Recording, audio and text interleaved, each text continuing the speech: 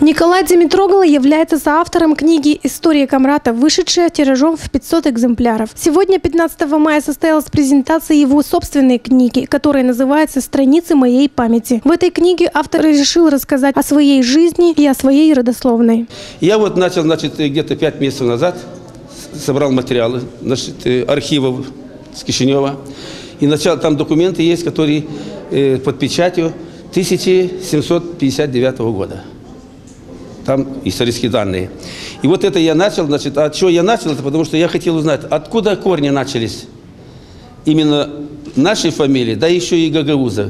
И вот я начал, я нашел такие документы в архивах, и в этой же книге отражал. Я сказал, что 1759 года.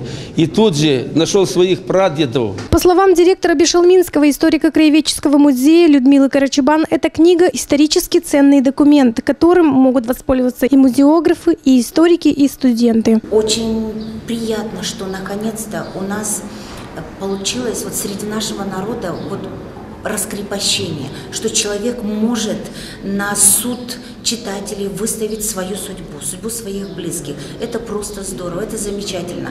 Получается, что в жизни говорят много правд, у каждого своя правда.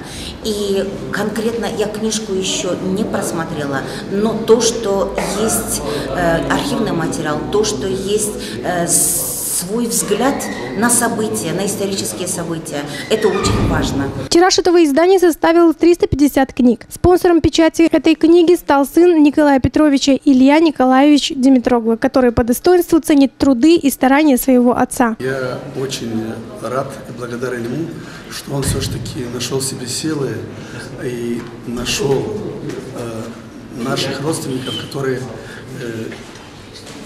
получается, что жили в Камрате, но мы о них, по идее, ничего не знали. Благодаря архивам, которые существуют на сегодняшний день, и благодаря отцу, мы сегодня имеем, по крайней мере, до 5-го поколения данные, кем являлись наши родственники. Презентация книги совпала с юбилейной датой писателя. Сегодня Николаю Петровичу Димитроглу исполнилось 75 лет. Многочисленные гости и родственники, приглашенные на презентацию, поздравили юбиляра с двойным праздником.